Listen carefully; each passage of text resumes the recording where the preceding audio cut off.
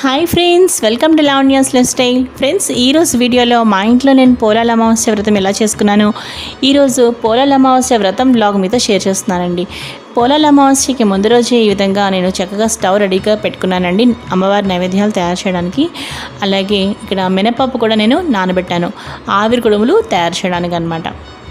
మీరు ఇప్పటిదాకా పోలాల అమావాస్య పూజా విధానాలు నేను అప్లోడ్ చేసినవి చూడకపోయినా ఏం పర్వాలేదండి, ఈ ఒక్క వీడియో చూస్తే చాలండి, మీకు చాలా క్లియర్గా అర్థమవుతుంది. కంప్లీట్గా 9 minutes వీడియో నేను ఇక్కడ అప్లోడ్ చేశాను, మీరు చాలా చక్కగా చూడండి. అలాగే పెసలు కూడా నేను నానబెట్టానండి. ఇవి దేనికి అంటే మొలక పెసలు. కొంచెం నీళ్ళల్లో పసుపు వేసి ఈ విధంగా పెసలు నానబెట్టాను మొలక పెసలు తయారు చేయడానికి.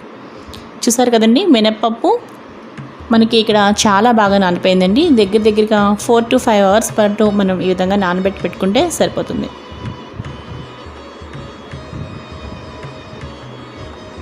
చూసారు కదా, ఇక నేను గ్రైండర్ వేసుకోవడమేనండి, మీకు నేను చూపిస్తాను ఇప్పుడు గ్రైండింగ్ వేసేది కూడా. అలాగే ఇక్కడ మొలక పెసలకి ఇక్కడ నేను ఎలా అంటే ఈ విధంగా పసుపు వేసి నానబెట్టిన ఈ పెసల మీద ఇప్పుడు చిన్న ప్లేట్ పెట్టేసి పక్కన పెట్టేస్తున్నానండి, ఇంకా మళ్ళీ ముట్టుకోకుండా అనమాట.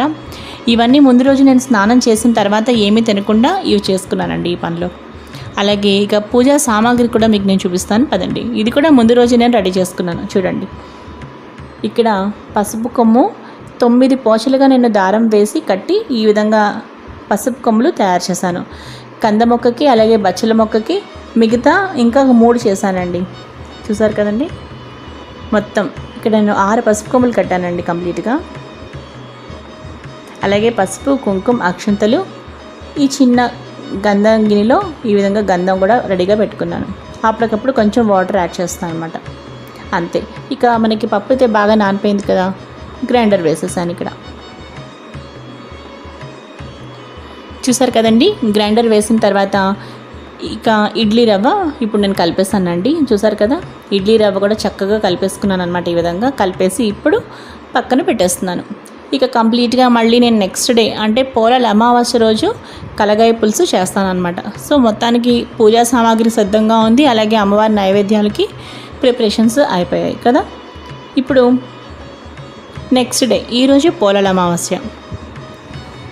పోలాల అమావాస్య రోజు ఈ విధంగా 11 రకాల కూరగాయలు నేను తీసుకున్నానండి. చూసారు కదా, కలగాయ పులుసు మనం ఇప్పుడు చేస్తున్నాము. ఈ రెసిపీ మీకు నేను ఇప్పుడు చెప్తాను క్లియర్గా. చూడండి, ఇక్కడ నేను పెట్టుకున్నవి చూసారు కదా, మొత్తం 11 రకాల కూరలండి. మీరు ఇవన్నీ కూడా కౌంట్ చేయొచ్చు.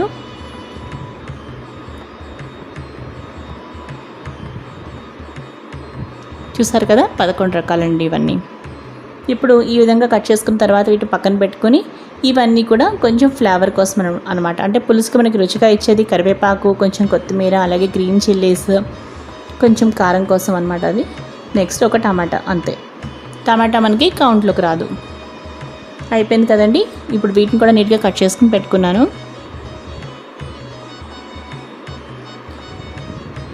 చూసారు కదండి, ఈ విధంగా ప్లేట్ సిద్ధంగా ఉంది. ఇప్పుడు నెక్స్ట్ చింతపండు పులుసు నేను తయారు చేస్తాను అనమాట. దానికోసం ఇక్కడ ఒక చిన్న గిన్నెలో చింతపండు కూడా నేను నానబెట్టుకుని పట్టుకుంటున్నాను అనమాట. చూసారు కదా, చింతపండు పులుసు అనమాట ఇది.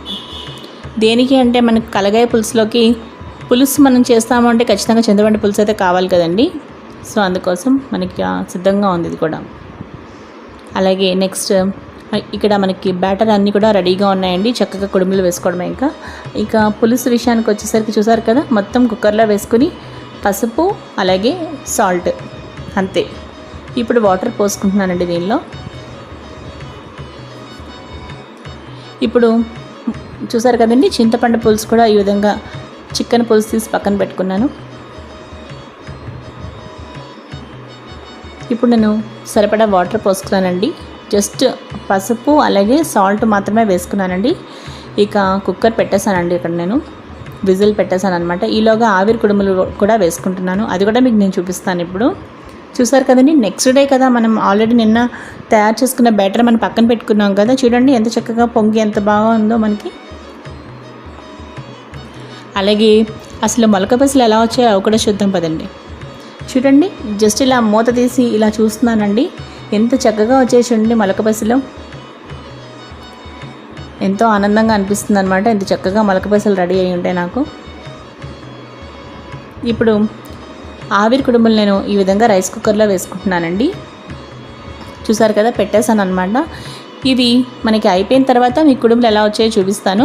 ముందైతే రైస్ కుక్కర్లో ఆ విధంగా పెట్టేశానండి ఆవిరి కుడుములు కూడా. అంటే నేను గ్లాసుల్లో వేసి పెట్టాను. నెక్స్ట్ ఒక పక్క కుక్కర్ పెట్టేసాం కదా, ఇంకో స్టవ్ మీద ఏం చేస్తున్నాను అంటే ఈ విధంగా పోపు పెట్టుకున్నానండి పులుసుకి. జస్ట్ ఇంకా ఇప్పుడు విజిల్ తీసేసాను. ఇప్పుడు చూద్దాం, మనకి చాలా బాగా ఉడికిపోయాయండి మొత్తం. చూడండి ఎంత బాగున్నాయో, అన్ని ముక్కలు చాలా బాగా ఉడికాయి. ఇప్పుడు తయారు చేసుకున్న చింతపండు పులుసు కూడా ఇందులో పోసేసానండి ఇప్పుడు నేను. దాని తర్వాత పోపు కూడా వేసేస్తున్నాను. చూసారు కదా. ఇప్పుడు కొంచెం మీరు అలాగే పంచదార వేసుకుంటున్నానండి నేనైతే మాత్రం. మీరు బియ్యపిండైనా నేను పంచదార వేసుకుంటున్నానండి, మీరు బెల్లమైనా సరే వేసుకోవచ్చు. అలాగే ఇక్కడ పిండి కొంచెం చిక్కగా మనకి పులుసు ఉండాలి అంటే కార్న్ఫ్లోర్ అయినా మిక్స్ చేయొచ్చు, బియ్యం పిండి అయినా మిక్స్ చేసుకోవచ్చు, లేదంటే శనగపిండి అయినా మిక్స్ చేయొచ్చు అండి మీరు. సో నేను ఆ విధంగా కొంచెం పిండి కలుపుకుని ఇందులో వేసేసుకున్నానండి. చూసారు కదా, చాలా చక్కగా మనకి అయిపోయింది. పులుసు అయితే చిక్కబడుతుందండి. ఇది కూడా మనకి చిక్కబడుతుంది కొంచెం చల్లారిన తర్వాత. అంతే, అయిపోయింది కదండి ఇంకా పులుసు కూడా. ఇప్పుడు ఒక 2 ఉడుకులు మనకు రానిచ్చి స్టవ్ కట్టేయడమేనండి.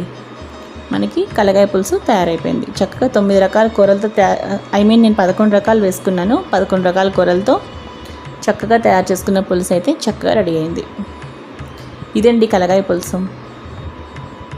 చూసారు కదా, చిక్కబడిందండి. మరింత అంటే మనకి పులుసు కొంచెం మరీ నీళ్ళల్లా కాకుండా కొంచెం ఈ విధంగా చిక్కగా ఉంటే బాగుంటుంది కాబట్టి లైట్గా పిండి వేసుకున్నానండి. మరి ఎక్కువగా వేసుకుంటే మనకి అది కూడా బాగోదన్నమాట. ఇక ఇది కూడా చూద్దామండి, ఆవిరి కుడుములు ఎంతవరకు వచ్చాయో. చాలా బాగా తయారైపోయాయండి, అసలు పొగలు వస్తున్నాయండి. చూడండి ఎంత బాగున్నాయో ఆవిరి కుడుములు, గ్లాస్ ఇడ్లీలు కదా.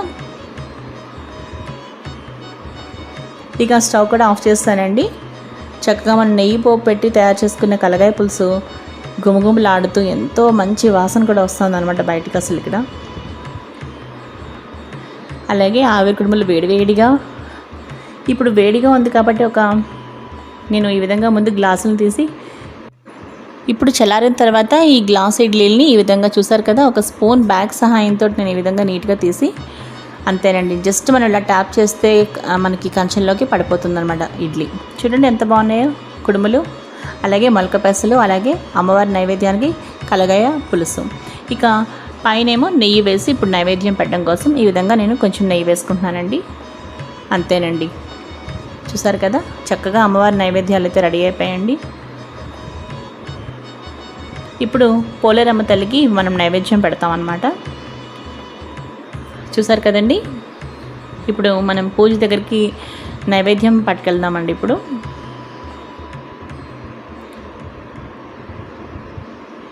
ఇక్కడికి బాల్కనీలోకి వచ్చేసామండి. ఇప్పుడు మనం ఇక్కడ బాల్కనీలో అరేంజ్ చేసుకున్నానండి ఇదంతా నేను ఈసారి. చూసారు కదా, మొత్తం మీకు నేను పూజా విధానంలో చెప్పాను కదండి. కంద బచ్చలి మొక్కలకి అంటే కంద మొక్క, అలాగే కంద తల్లి మొక్క, పిల్ల మొక్కలు, అలాగే బచ్చలి మొక్క, బచ్చలి తల్లి మొక్క, పిల్ల మొక్కలు అనమాట. ఈ విధంగా మొత్తం అన్నిటికీ నేను మీకు వీడియోలో పూజా విధానం వీడియోస్లో చెప్పిన విధంగా పూజ చక్కగా చేసుకున్నానండి, ఆచమనం చేసి. అదేవిధంగా చూసారు కదా, ఇక్కడ పసుపు కొమ్ములు అమ్మవారికి కట్టాను. అలాగే నాకు ఒక పసుపు కొమ్ము తయారు చేసుకున్నాను. పిల్లలిద్దరికి కూడా, ఆడపిల్లలైతే వాళ్ళిద్దరికి కూడా మనం పసుపు కొమ్ము కడతామండి. సో ఇక్కడ మొత్తం ఈ విధంగా మొత్తం అంతా అయిపోయిందండి నా పూజ. చక్కగా అమ్మవారికి నైవేద్యం కూడా పెట్టేశాను అనమాట పోలేరమ్మకి. చూడండి మొలక పెసలు కూడా ఎంత బాగున్నాయో. ఇక కుక్కర్లో ఉన్నది కూడా నైవేద్యం చూపించేసాను ఒకసారి.